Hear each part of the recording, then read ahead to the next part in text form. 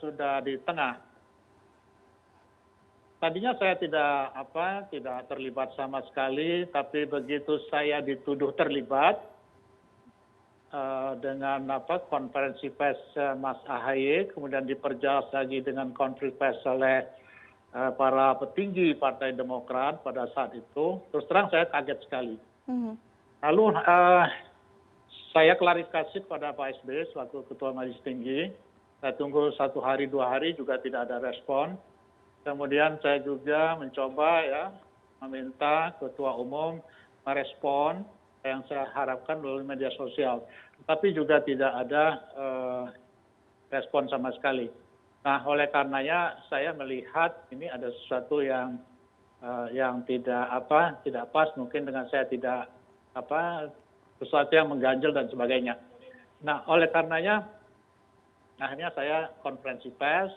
Ada satu kalimat terus terang yang cukup menyinggung saya waktu itu, mungkin menyinggung Pak SBY, kemudian tiba-tiba saya dipecat tanpa diklarifikasi dan sebagainya.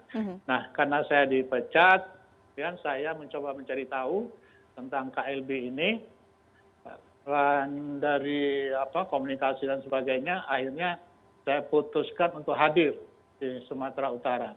Jadi saya mendapat undangan, betul-betul saya tidak mengerti, saya mendapatkan undangan.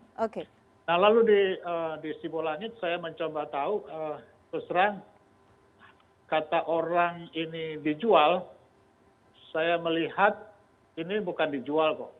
Jadi betul-betul ada semacam kesamaan perasaan, kesamaan penderitaan dari para kader, dan itu membuat mereka ingin melakukan sesuatu perubahan.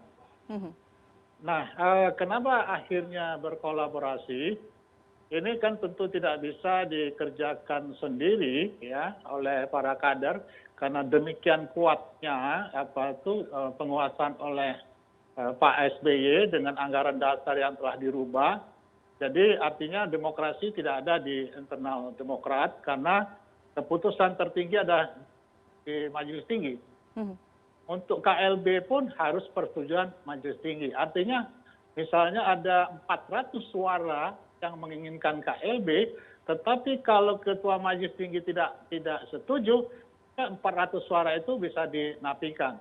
Nah, ini kan artinya demokrasi ala Demokrat yang katanya menjunjung nilai-nilai demokrasi, tetapi partai dikuasai oleh seseorang saja. Nah, inilah menimbulkan kolaborasi, saya lihat. Kolaborasi antara internal dan eksternal. Tetapi saya cek apakah Muldoko mengeluarkan uang. Tidak ada 1 rupiah pun dia mengeluarkan uang. Ini sesuatu yang luar biasa. Saya belum sampai di sana. Saya belum sampai di sana. Pertanyaan saya tadi, kenapa kemudian sosok Muldoko yang memegang tongkat komando saat ini ketika ada nama seorang Marzuki Ali yang sempat juga muncul tadi malam, seorang sosok internal juga begitu. Apakah kemudian ada keyakinan dengan sosok Muldoko karena Pak Muldoko adalah kepala staf kepresidenan, artinya bagian dari elemen kekuasaan? Jadi begini, karena saya adalah orang internal yang cukup disukai oleh para kader, sebetulnya muncul keinginan untuk mereka merubah pilihan. Ya, jadi ada cukup banyak juga yang menginginkan saya sebagai ketua umum.